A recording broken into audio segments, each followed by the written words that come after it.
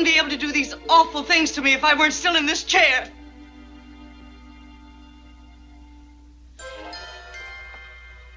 But you are, Blanche. You are in that chair. Hi, welcome to Bench the Movie Club. I'm Charlie. My name's Ben. And in this episode we're talking about whatever happened to Baby Jane. Yeah, from 1962. Starring Bette Davis from All About Eve, Jezebel, Now Voyager, Dark Victory and many more. Watcher in the Woods. Watcher in the Woods as well, yeah.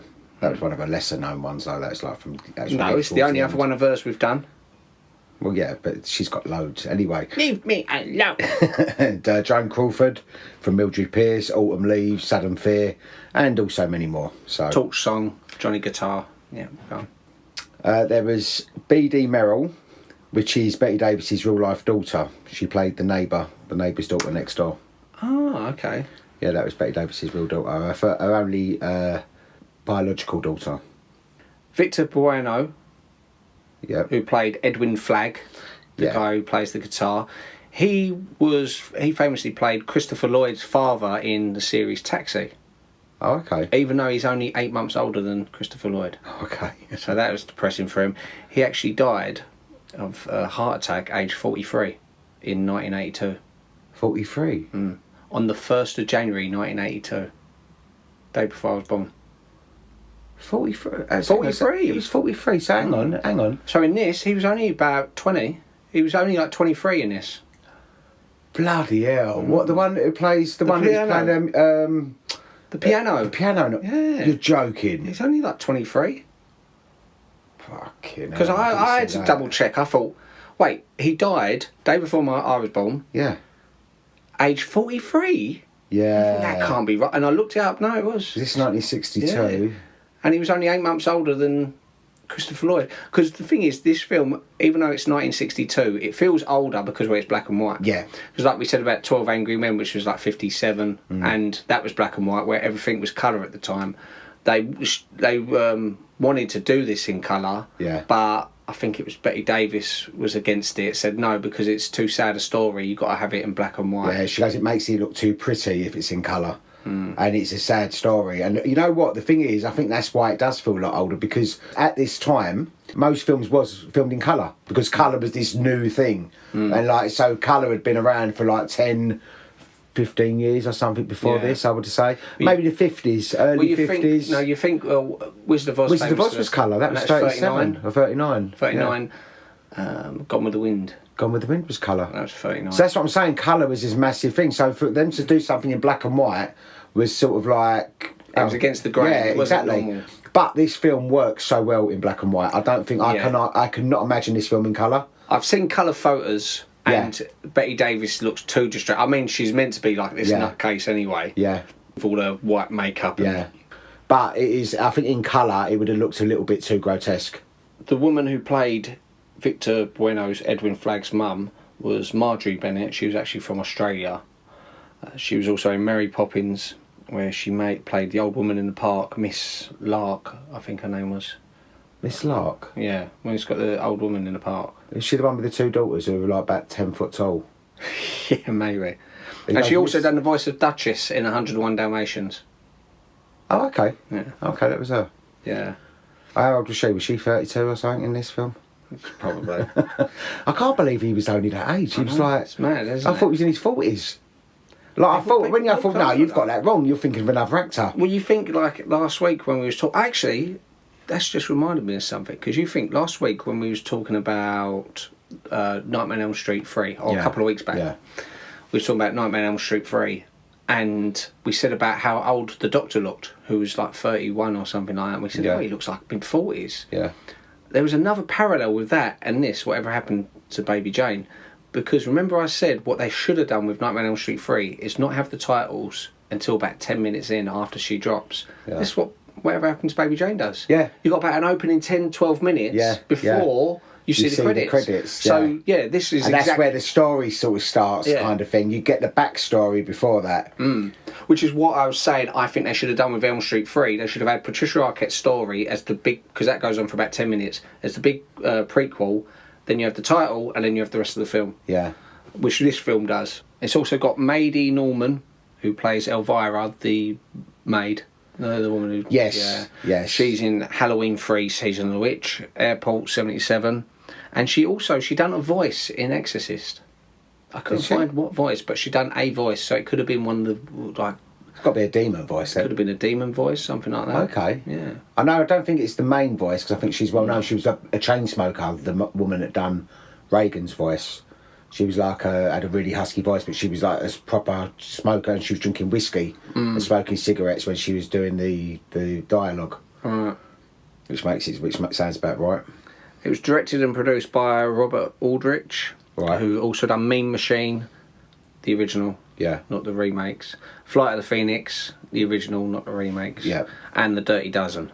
Yeah, as you said earlier, Bette Davis, she created her own makeup, and doing this, what she wanted to look, the look that she was going for was, she reckoned Jane's character wouldn't wash the makeup off her face each day. She would just reapply and add makeup to it. She's like that kind of person, and she said she sort of based this on going around Hollywood. There was a lot of women that used to look like that, which would once upon a time been these silent movie stars, but they was sort of still thinking that they was young, and they was these young pretty women, but they was so blatantly like Baby Jane's, do you know what I mean? So that's actually where she got the inspiration for Baby Jane.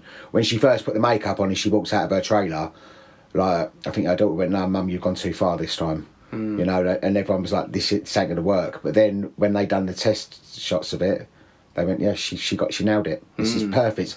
The makeup was perfect. That look was perfect for this character. She got Oscar nominated for this, didn't she? She did get Oscar nominated, and that is another thing as well, that there's so many little stories about this, because obviously it's well documented that they really didn't like each other, Bette Davis and Joan Crawford. And the thing is, they was both so similar. They was both married 4 times, they were both Aries. They was actually more alike than they realised. Joan Crawford actively campaigned against Davis winning this Oscar, because she was jealous. How did she campaign against Well, it? she went to all these other sort of Hollywood sort of like big wigs and stuff, Studios, and she sort of wormed around them, or she sort of slyly sort of blackmailed. She done stuff. I mean, it all comes to light really, and there was a series called Feud starring Jessica Lange and Susan Sarandon playing these two. Brilliant series. So it was Susan Sarandon and Bette Davis? Yeah. I could see that. Yeah. Similar sort of eyes. It was brilliant. It was basically all based around the making of this film. She even went to Anne Bancroft, who was the sure thing for like winning against Bette Davis, but it would have been Bette Davis. Everyone was saying that Bette Davis would have won this, but she then said to Anne Bancroft, "I will accept the award for you." So basically to rub Bette Davis's nose in it, so she's walking up past her, and this would have made Bette Davis the first ever actress to have won 3 awards. Because she won one for Dangerous and she won one for Jezebel. So she likes being the first to do these kind of things, and so she's in the wings thinking they're going to call her name. They call Anne Bancroft's name. Joan Crawford brushes past her, say "excuse me," and then walks up. Like, it's like proper bitchy. It's and like, this was the last time she was nominated, because she got nominated for Of Human Bondage, didn't win. Then she got nominated for Dangerous, won. Jezebel won. Then for the next almost every year she got nominated. Dark Victory, The Letter, Little Foxes, now Voyager, Mr. Skeffington, All About Eve, The Star, and then that was in 1952, and it was 10 years later she finally done this. Whatever happened to Baby Jane. Why'd you say it like that? Whatever. That's what I said. Whatever happened to Baby Jane was in 1962, and it was the last time she was nominated. Yeah. So she was really pissed at that. I think, especially, I think it was the fact that Joan Crawford had actively campaigned, and as she said, she goes on an interview. I remember seeing an interview with Bette Davis going, she sort of shot herself in the foot, because if I had won that award, we would have ended up with an extra $1 million each, because that's the way it works. She goes, we would have ended up richer, but she sort of cut her nose off to spite her face, do you know, because she was there was always this massive clash thing between the two of them, and I think that's the reason why people were so fascinated, because it was well documented that these two hated each other, and putting them in the same film, it's like, wow. Well, that's what's helped the film as well. Of course, because you think of two rivals now and sticking. I don't think there's anyone I can think of that would be the equivalent of this. There's a few people at the moment who years ago you would have said Angelina Jolie and Jennifer Aniston just after the breakup kind of thing. You would have said that kind of thing. That would have been. But now I don't even think that would even bother people. It's like, but this was a long running feud. I think Joan Crawford was quite jealous of Bette Davis, because Bette Davis was an amazing actress, and she was... Like, she sort of looked up to her, I think. And I think with Joan Crawford, because she was so beautiful in her youth, she was really, really beautiful when she was younger, before she had the big eyebrows and all that kind of stuff. But she was like... So they was both sort of envious of each other in certain ways. You know more about this than I do, about that era and their conflict. But the way I look at it was Bette Davis was the less attractive of the two, but the more talented. Yes. And you have parallels like that nowadays, where sometimes you think, well, she's clearly got the part because of how she looks. Yeah. Whereas other people, you think she's a better actor. Yeah. You know, she deserves that part. And the irony being, in this film, it's like the characters are role reversed, aren't they? Because they're slagging off Bette Davis or Baby Jane, saying, oh, she's terrible. We're only doing her because the other one's so good. Yeah. She was not vain in any way, and that's why I think... Well, in this... Exactly. She chose that look. I mean, so she was a proper method actress. She would go to the darkest sort of parts of herself. So she didn't care about how she looks, and she would sit there criticising, because Joan Crawford's sitting there with a pair of false boobs and all her nails done, and she's going, you're supposed to have been sitting up here, like... sort of starving to death, like almost emaciated, like you wouldn't be looking like that. Oh, glamorous. And it's like someone like talk her out of it, like it was so like, it was all a vanity thing. Like when she's laying on the beach at the end and her boobs are still like leaning up, she's going, it's like falling on two footballs. Like they would probably digging each other out with comments. You should watch that Feud. That's brilliant. Feud. It sounds interesting. It is really good. It's sort of it's like a 6-parter, and they play the roles perfectly. Yeah, this might. There's some theories about that I hold from studying psychology regarding their feud, where you said they've got so much in common. That often rubs you up the wrong way. Yeah. Because what you don't realise, sometimes when you meet someone who has the same personality traits as you, you know, things that you think are funny or endearing, when you see someone else doing it, it annoys you. You don't like this person because they remind you of yourself. Yeah. And you don't even realise that's why you don't like them. You think, oh, I get on my nerves. They're sort of like Other sisters, people, aren't they? They're sort of like sisters, like sibling rivalry sort of thing. But it's like also, which makes them perfect cast for this. Yeah. But it's also, you see it, often it was parodied in things, like you might see it in Friends or Frasier when they've got the doppelgangers. Say you get someone who looks like Niles come into it, and Niles is like, God, that guy's rubbish. Yeah. Or when Ross has got that... Ross has got Russ comes into it. And they're like, oh, can't even finish a set. They don't realise what they're seeing is a mirror of themselves. Yeah. So they hate it. But then on top of that, so what you've just said, what would have made it even worse is they see a lot in each other, but they've got this... They're both actors, that's their profession, and what they hate about most, their approach to acting. Because one is very much full on, the role's important, not your personality, and the other one's like, no, you've got to be a glamour, you've got to be a star like old Hollywood, which I imagine Joan Crawford's more like thinking, like, you've got to get She's the from right the pose. silent movies, sort of. She was like this beautiful and didn't Did she won speak. any Oscars? I think she might have won for Mildred Pierce. I don't know. I can't be sure. Let me look it up. Mildred Pierce. So she did win for Mildred Pierce, yeah. I thought she had. She had an absence of nearly 2 years from the screen, and then she staged her comeback by starring in Mildred Pierce, for which she won the Academy Award for Best Actress. Yeah, that's a good film, Mildred Pierce. That's a very good film. She's done. There's another film with Joan Crawford that I really love called Autumn Leaves. It's not really well known, but it's a really good film. Really good film, and also Sudden Fear. Another one that's a really good film. They're like my 3 favourite films of Joan Crawford, apart from obviously this one. And the ones I mentioned with Bette Davis, All About Eve, is fantastic. Now Voyager, Dark Victory. I haven't actually seen Jezebel, but apparently, obviously, that's a good one as well. She won an Oscar for it. Another fact about her, which is indicative of her vanity, as it were, they don't actually know when she was born. Yeah. Because it says here she could have been born any time between 1867. No, sorry, that's not 1867. I don't think she would have been 2001. Did you know also, which neither of them was aware of at the time, the wig that Bette Davis was wearing was previously worn by Joan Crawford? Yeah, in one of her earlier films, I know. It's where they'd styled it such a different way that she didn't realise, but yeah, I've heard that as well. I know it's a lot of parallels with this, with another really good film, which obviously much later, Misery. When you look at it, I was thinking, you know what? If someone had said to me, if oh, cool, yeah, if they're dynamic, for example, imagine if Joan Crawford was her brother, for example. Just that one little difference of making it a male, you see so many more of them because you've got the wheelchair-bound person who's being looked after by this nutcase woman who Kathy Bates won an Oscar for Misery. Yeah. So it's obviously a thing which scares people deeply. It's a psychotic woman having This was power classed as a horror film. I can see that. You can see that because again, like how someone would say Misery was a horror, especially with where, spoiler alert, obviously for the film, Jane kills Elvira. Yeah. Similar to how Kathy Bates' character kills the sheriff. Yeah. You know, at the top of the stairs. Yeah. You know, in desperation because as the person's similar, about to, actually. It's a very similar kind of story to Misery. It starts off, and the whole thing started off due to a car, whether it was a car accident or someone crashing into someone. Yeah. Because that was the catalyst for the whole events of the thing. Again, like Misery. So I think maybe even subconsciously, Stephen King was probably influenced by this slightly. Yeah. Maybe he watched this film and thought, God, what would I do in that situation? Because he always writes as writers, doesn't he? Like James Caan's character in Misery is a writer, like John Cusack's character is a writer, and Jack Nicholson's character is a writer. Yeah, he does. I've noticed that actually. But you think that one little change, it's very similar film. So you'd never seen this film before then? No.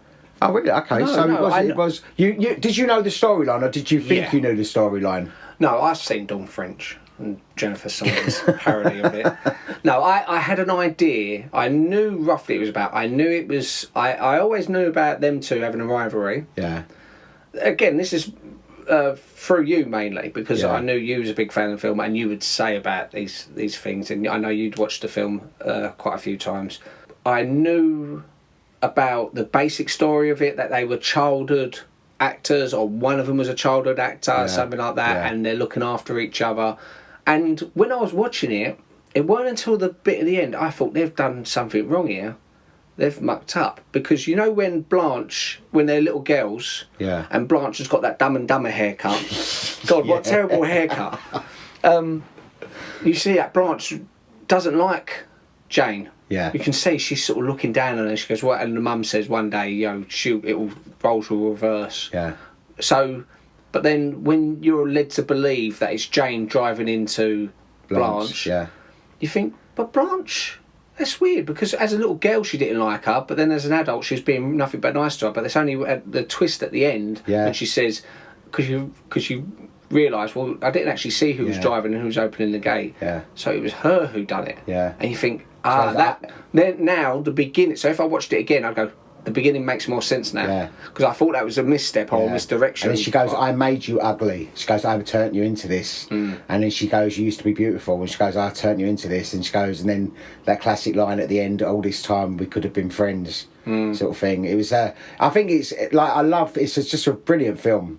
Although the other thing I'll say, even when you're supposed to be sort of on Blanche's side, she does buzz that buzzer a lot. That would annoy me because if I was looking after, or say if you was looking after me, I think if it was us, you'd be the Bette Davis and I'd be the Joan Crawford. And I was going, you'd go, "Look, I'm being funny, can you just buzz once, give it a couple of minutes, if I'm not there, then buzz it again." And I was just thinking, oh, stop buzzing, I'd get peed off, I'd feed her a budgie. See, that's you feeding me my budgie. But she was really good in it. Bette Davis, I knew from Watch Her in the Woods. Bette Davis. Yeah, that's probably all you would have seen her from, wouldn't you? But Watch Her in the Woods is just, she's fine in it, but it didn't really sort of make me notice in a way. It wouldn't be like... Oh no, she has done so much before that. That was but right at the in end this, of her career. I could see why she was Oscar nominated, because I was thinking, again, for women to, like you were saying, for a woman to sort of give up on their looks, because not give up on her looks, but like the biggest strength for a woman in acting is often their appearance. Yeah. And for Bette Davis to deliberately look like this freak show. Yeah. Because you're thinking. And for her to come up with that makeup, for her to go, this is what she looks like. And how she embarrasses herself constantly, like trying to flirt with people and go, "Do you recognise me? I'm the baby Jane." Yeah. And she's sort of waiting for someone to, and then you got the 23-year-old bloke going, "Oh yeah," going along with it just because he wants a job. just because he wants the job. And you're thinking, he's looking, throwing his eyes, thinking, God, what a nutcase she's singing there, singing her heart out. But she's paying money. I say, I'll just take the money and just tell her how good she is. Like, Joan Crawford is fine in it. Yeah. But it's clearly, for me, based on that film alone, I could see why Bette Davis would have... If they'd both been nominated, I'd have thought, well, that seems like they're just being nice to them. If Joan Crawford had been nominated and Bette Davis not, I would have said that's a travesty. Yeah. Bette Davis being nominated and Joan Crawford not being nominated makes total sense. Yeah. But it makes... So you like the film then? Yeah, you did like the film? Oh, good. It also makes sense casting them in this film. I don't know, I'm sure you'll tell me the budget and how much it made, but I guarantee based on the history leading up to it is one of the most clever pieces of casting you can do. Yeah. Everyone was saying, how can you pick them two to be in a film together? How are you going to make the film? Yeah. Because they're going to surely be horrible to each other throughout the film. But they both enjoyed going each day. They both enjoyed the film. They both loved the making it. They both loved this story. Were they horrible to each other on set? There was a few things. There was... at the time, during production, Bette Davis had a Coca-Cola machine installed on the set to anger Joan Crawford because Joan Crawford's husband was the CEO of the rival Pepsi-Cola. So things like that. Yeah. She also, when she kicks her in the head on the phone, she really kicked her in the head and she had to go and have stitches. Yeah, when that bit happened, me and Mum was sort of laughing because Mum watched it as well. And... we said, I bet in the script all it says is Jane gives her a dirty look. Yeah. Instead she thought, oh, sorry, I'll boot her in there. Because even it looks like she's going to slap her and all of a sudden she just boots her in the head and starts going into her. But she proper had to go and have stitches. Really? So, Also, then, to get revenge on her, there's a scene when she has to pull her lifeless body out of the bed. She said to her, she goes, right, don't be like a dead weight because like my back's playing up. So she put weights in her dressing gown and like really made herself, so she ended up putting Bette Davis's back out. There was little tit for tat things like that all the way through it. But it makes the film work so much better, even on a subconscious level, because like when Bette Davis is peeing herself laughing at Joan Crawford screaming and stuff, you can imagine she's thinking, this is the easiest acting I've ever had to do. Yeah. Good. Good. Well, she used to sit like, they'd sit and go, like when they'd play a scene out, and she'd go, oh, is that how you're going to do that scene? Oh, okay. All right, like sort of digging each other out, sort of like, oh, okay. Oh, is that how you're going to play it? Oh, okay. All right. Then sort of trying to sort of throw each other off of their performances, but proper bitchy. It was proper. Yeah, it was. But I mean, it comes across fantastically though. So whatever they did, it worked so well on film. So it's lucky they probably had that kind of anger and hatred against each other. You know, that hostility. It worked for them. I wrote down here, I don't remember who says it. Someone says, see you next Tuesday then. She actually says... see you next... No, she says, see you next Tuesday. But I think she doesn't say I think it was to the fat guy. Yeah, I don't think they would have meant that. The swear there was a remake. Oh, yeah, that was 91. with the two actual Vanessa sisters and Lynn Redgrave, yeah. Which... You can't redo it. You can't redo it. I think you can. I think you could have. You reckon? I reckon if I'd made it as a filmmaker, say 20 years ago, I would have remade it shot for shot, word for word. But now think of this. You think this is a joke, but I'm being serious. Now imagine the film with these two people, right? And you just change it to their real names, right?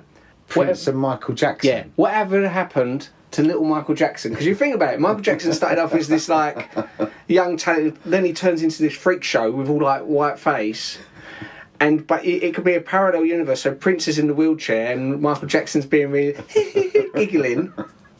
Fucking hell. Oh, and then at the end, when he's dancing on the beach, he could be like moonwalking and dancing on the beach while Prince is laying there going,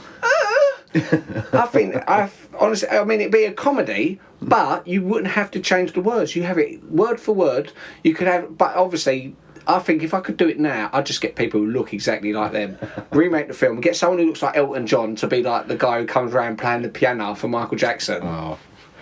Yeah, well, that's a way of looking at it, I suppose. I mean, I never would have cast it that way, but I just think it adds something to it. It Well, makes it could sort be a of... good little comedy sketch, maybe. Yeah. No, I'd do a feature film. I would do I don't black think and you could white. last it for a feature I'll film. tell you what. Like if the I French and Saunders sketch thing, maybe like that. You could do it like that. No, if I'm saying this now, so this is evidence. If I make it as a filmmaker, I'm going to remake Whatever Happened to Baby Jane. But you can't cast them two. They're both dead. No, but I'll cast lookalikes. You know, you get people who look exactly like them. Okay. So it'll be like. But you imagine all the words, So tell me a famous quote from What Happened in Baby Jane. But you are Blanche. You're still in that chair. But you are Prince. You are still in that chair. He sort of goes and just. But you wouldn't have to change the words, and it would be humorous enough that people would sit there and go, I love this. This is Yeah, as a comedy sketch, maybe. Yeah. no, as a feature film. All right. Okay. Anyway, look, we're going off topic here. Right. People considered for the role of Baby Jane was Ingrid Bergman, Susan Hayward, Rita Hayworth, Katharine Hepburn, Jennifer Jones, and Ginger Rogers. And people considered for the role of Blanche was Tallulah Bankhead, Claudette Colbert, Olivia de Havilland, and Marlene Dietrich. See, again, loads of them are great. Marlene Dietrich is a fantastic actor, but I think it's the dynamic. I don't know anything she's in, but I wouldn't have thought you would have known her. Yeah. She was actually before all of these, I think, Marlene Dietrich. Yeah, she's in a fantastic film, which I've got, which I'll get. Was she German, wasn't she? Or Yeah, something? Yeah. but she's in a Witness for the Prosecution, which I showed Lily last year or a few months ago. Brilliant film. We'll definitely be doing that. Yeah, okay. And she was also in Judgment. Was she at Judgment at Nuremberg? No, Judy Garland was in Judgment at Nuremberg. Okay. But she might be in it as well. I'll have to fact check that. They're all great, but it's again that dynamic of them two knowing that they hated each other in real life. I'd like to have been there in the studio. It seems to me that Joan Crawford was the more pettier of the two, for her to go around purposely trying to make sure that she did not win. It was like I think Bette Davis is very much blasé about it all. Like, okay, whatever. Like it was professional jealousy. Yeah, but I think Joan Crawford, she actively campaigned to. But I think make a problem with this, to make sure that she was not going to be nominated or was not going to win that award. But whether Bette Davis would agree with it or not, I think it actually helps even more with the film. I know it's afterwards, but it just helps with the legacy. So of course it does. You weren't like, because imagine they'd done this film, then afterwards they became the best of friends. You go, everyone would forget about it. Yeah. But it's the fact that the venom was still there for years and years to come, years later, and this was in the heat of it. When Bette Davis was asked by a reporter, what have you got to say about the death of Joan Crawford? She said, you should never say bad things about the dead, only good. Joan Crawford is dead, good. So just right to the very end. They didn't give up. Did you also know that the exterior shots of the Hudson house was filmed at 172S McFadden Place? Which I thought it was. Oh yeah, which is right next door to the house that Judy Garland lived during the filming of Wizard of Oz. Oh really? Yeah, so. Okay. And also the scene where Bette Davis imitates Joan's voice when she's on the phone to the liquor store, that wasn't Betty's real voice because she couldn't master the voice properly, so that was actually really Joan Crawford, which I thought that anyway. I could tell that as soon as she started doing it. I thought it's too spot on almost. Yeah. I think they would have been better to get a third person who can do an impression of Joan Crawford, if you know what I mean. Yeah. Because it sounded too much like Joan Crawford. This is, it took me out of it a little bit, but... it still works. It's not bad enough. It's not like a big enough thing for you to go, I ain't watching that no more. The film clips that was shown in the film to show the younger Bette Davis was a film called Ex-Lady from 1933. The clip of Joan Crawford on the film that she's sitting there watching herself on was a film called Sadie McKee from 1934. And the film took roughly about a month to shoot as well. That's not bad. But yeah, I would have loved to have seen the studio executives when they decided, or whoever it was decided to do the casting. I mean, whichever one they came up with first, whether it's say Bette Davis. Yeah. They said, right, okay, well Bette Davis is going to play Baby Jane, so who's going to play her sister? And with one of them gone, God, imagine if we could get Joan Crawford to do it. And they thought, should we try? should we go for it? Yeah. No, then Bette Davis will back out of it, so maybe they would have approached Bette Davis and she would have gone, yeah. That's why this Feud, that series Feud is good, because you see how this all comes about, and it sort of shows so much more. Because the studio must have been at two minds. They must have been thinking, well, this could go horribly wrong. One of them's going to walk out because they're going to argue, it's going to cost us a lot of money. But then they was also thinking, but if they don't, and if we complete the film, this is going to sell out. It's a guaranteed sell-out because people are going to want to see the freak show. You know, like when people slow down on the motorway to see a car crash, and they're rubbernecking. It's the equivalent of rubbernecking. People go, oh my God, we know that they hate each other.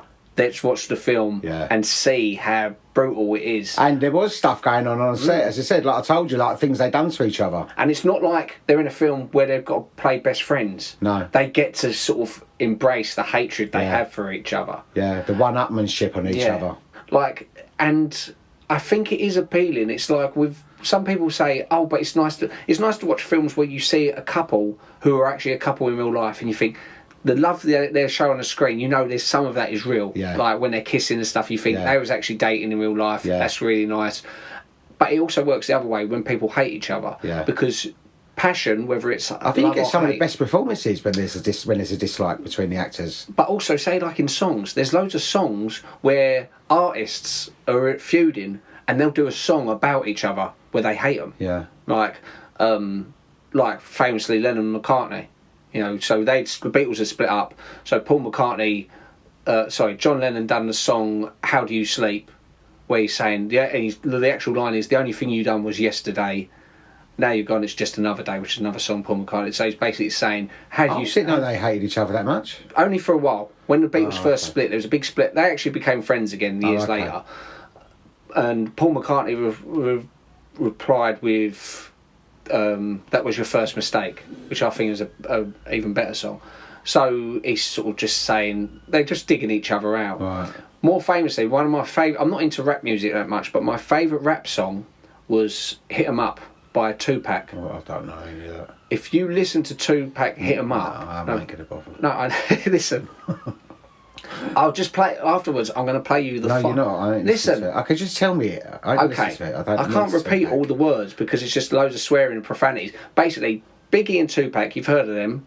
They were rival rappers in America. They both ended up getting shot dead. Right? And this song, they reckon, is the reason Tupac got shot and killed because he says, my gun's going to make sure none of your kids grow. I'm going to, I've slept with your wife. I've done this, but you can hear the passion in his voice. Right. You motherfucker! He's going so mad into it, you know. And I don't think they hated each other that much in this film. No, they might have done. But my point being, me, who's not that much into rap music, I love that song because I can hear the passion. And like with this, you can see the hatred on screen. Right. It feels so genuine. Okay. You know? Yeah, okay, I suppose it is the same sort of thing, isn't it, really? Yeah. But so you actually liked this film then? You actually enjoyed the film? No, I did. I enjoyed the film. It's quite a long film as well. So you say Mum watched it, but yeah. Because Mum likes it as well, yeah? Yeah, she hadn't watched it for years, though. Yeah. But because she kept saying things, she's going to die. And can you shut up? I haven't seen this. And she goes, well, I ain't seen it. And I said, but I thought you'd seen it, years ago. And I said, well, don't say things. Because I hate, even if you haven't seen a film, like I've gone to the cinema with someone before who she used to go, oh, I bet he's going to die. I go, can you shut up? Yeah. Yeah, okay, he might die. Yeah, but don't put that seed in my head. No, I deliberately try not to second guess a film. Sometimes things happen, you go, I knew that was going to happen, but I try to ignore it because I want the film to be told to me the pace that someone tells it. It's like if someone's trying to tell you a joke and you could go in the punchline, and the horse walked into the bar. And you think, can you shut up? I'm telling the story. I'm doing the pace. I'm telling the joke. And when someone's in the cinema with you, nattering, going, oh, I reckon he's the killer. You go, can you shut up? Yeah, he probably is. Now you've said it, but I deliberately wasn't trying to guess. That doesn't make me think that you're intelligent. It makes me think you're... So that's what Mum was doing for you? Yeah. All right. I mean, no, it's a good film though. I know it wasn't like a thing like, oh, I'm going to make you watch this, because it's a film that I wanted to cover. And, no, it's a very good film. And it's a really good storyline, and the performances are brilliant, and it is a classic film. It's like it's a really well known Yeah. It's a really well-known black and white movie. Yeah, and I think it holds up, and It still holds up today. Yeah, it's 1962. literally, It still holds up. It's Yeah. You could this could be shown today and it would still be watched. Yeah. They showed this in an open air cinema. Where's it down in Embankment? What's it called? Something House, Somerset House. Right, where they do open air screenings, where you bring all your own food and drink. Me and Catherine went to see the Baby Jane. Did you go dressed up as them? No, you should have done. Catherine could have dressed up as Bette Davis, and you could have sat there in a wheelchair and made her push you all the way there. Yeah, well, no, it wasn't a dress up thing. It was just basically, everyone just goes there, brings your own food and drink, and then they put it on the big screen, and it was just classic. It's like this is, as I say, still to this day, it filled out. It was full up there because people will still go and watch this. It's like a cult classic. You know, it's like the same as Rocky Horror Show will never go out of fashion. This will never go out of fashion. I mean, it does. The thing with the car at the beginning, where it turns out it was Blanche driving into Jane. Yeah. The effects on that was look a little bit dodgy, the way they just used the camera zoom and stuff like that. But then you also forgive it because of how the film was, how old the film was. And if anything, it makes it look older still, which they wanted, they was going for. There was a few bits with... I mean, again, it's important to the story where you got the studio execs saying, well, we have to... The exposition where they're saying, we have to give her a film, otherwise she won't make a film. Yeah. But then I was thinking, well, why would she do that for her? Is it because she does sort of the characters? So Blanche, I suppose, does love her sister. She does care about her sister because she has that deal going on. Yeah, but she's making a... I don't know, actually, I don't know, because she's obviously the successful one then, so you'd think that she'd be rubbing her face in it, letting her sister sort of go downhill. Maybe that's her sister, something... when she's vile, isn't she, when she's little, and she's proper little spoilt little, I want this one, like very Veruca Salt type I want a fucking ice cream, yeah. And I thought, what a horrible child. Yeah. And the other one ain't much better with her stupid haircut. But, I think, what it was like. So she probably, maybe through her mum's influence, because Blanche, it seems, was close. She's tried to be kinder to her than she's been to you. Yeah. Blanche was probably the mum's favourite, and Jane was probably the dad's favourite. Yeah. So Blanche has thought, right, I'll try to be kind to her. But when you see all the studio execs going, for God's sake, we have to make these films about this bloody nutty woman who's terrible acting. Maybe that night they used used her film from her. She goes, use any of my early stuff. She goes, it's crap acting in that. Bette Davis goes, use any of them. I don't think it was necessarily. No, I was watching it thinking, but she was her own worst critic probably. But she got better with time, and it was like she goes, I'll use a scene out of that or whatever. So she probably was her worst critic. But then there was Joan Crawford obviously went, I look so glamorous in this one. I look so beautiful in this scene. Use that part from that scene for me because you could tell she's quite vain. On IMDb, this got 8 out of 10. Yeah. So that's not bad. That's quite good. Really good. It's really good for IMDb. Rotten Tomatoes, the critics give it 92%. Wow. And the audience give it 91%. That's really high. Really good. Yeah. As I say, it holds up really well. The budget for this film was $980,000. Right. And it made 9 million. Now, it doesn't sound a lot, but 9 million by today's standards is 72.4 million. So basically made 10 times its budget. Also, it's probably made so much more. This is like, I think 2015 or something. I can't find anything up to date, but this is still going to be churning out money. They're going to bring new DVDs, Blu-rays, and special features, showings in certain cinemas. This will continue making money. It's not a thing that's going to suddenly cap. By those numbers, that would be equivalent of a film being made now for 20 million and going on to make 200 million. Yeah. So you think, it's definitely profitable. Largely, it would have been people thinking they've got the greatest advertisement. Yeah. We get to see they're actually in the scenes together. Yeah. We've got to go watch but it would have been even more if Joan Crawford had not championed that thing with the Oscar. They would have made an extra million each. Yeah, they would have made more. Okay. It doesn't mean like they would have made 100 million more people go see the film. Okay. But they would have made more of the profit. I think maybe if it's an Oscar-winning film, I think it might sort of make it even stand out even more. Because that's a good thing. That's a good selling point, isn't it? But it's a brilliant film. Yeah, it was really good. I really enjoyed that film, and Well, I'm glad you liked it, because I didn't know if you'd actually ever seen it. I know I think over the years you'd probably seen the French and Saunders version of it. And I've seen bits of it. I've seen clips. I knew of its existence, and it was just one of those ones I think on the long list of films I wanted to see. So yeah, I've seen it. Okay, right, well that was it. That was Whatever Happened to Baby Jane. I'm sure there's a lot more that we haven't added to it, but when we remake it. You're the Bette Davis, yeah, and I'm the Joan Crawford. Right, okay, yeah, okay, all right then. We can do that. Yeah. All right, yes. So my film for next week, I've noticed this is going to be our most up-to-date film that we've reviewed. I've noticed Napoleon's coming out. Okay. Directed by Ridley Scott, starring Joaquin Phoenix. Okay. I've seen the trailer. It looks good. And I know our brother George, who's a historian, he's been wetting his pants for this for ages. As soon as it was announced... we'll bring George in on this one. He loves the Napoleonic era, all those wars. So we're all going to go watch the film. Yeah. And then we're going to come back here, do the podcast. George can sort of point out any things he thought was inaccurate, but otherwise, he'll probably gush over it a lot. Yeah. Don't know if the film's good yet. I don't know if it's my kind of thing, but I'll come and watch it anyway, just so I can sit there. Yeah, but I think I'm sure I like it. Yeah, well, the thing is, you like version Ridley of Scott. something.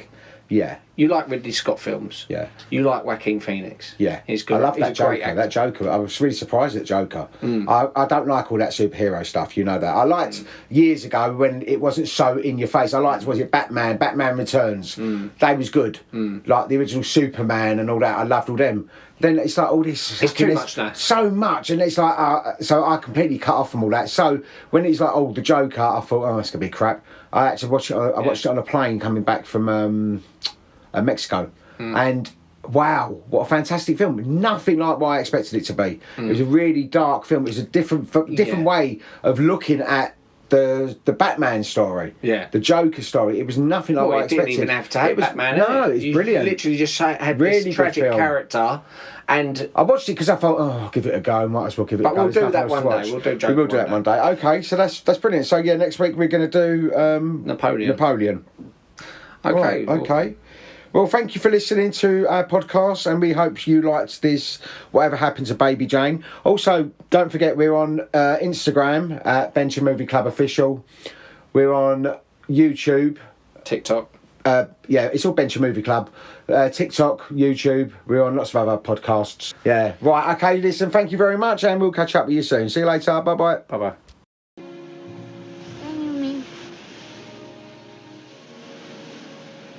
All this time we could have been friends.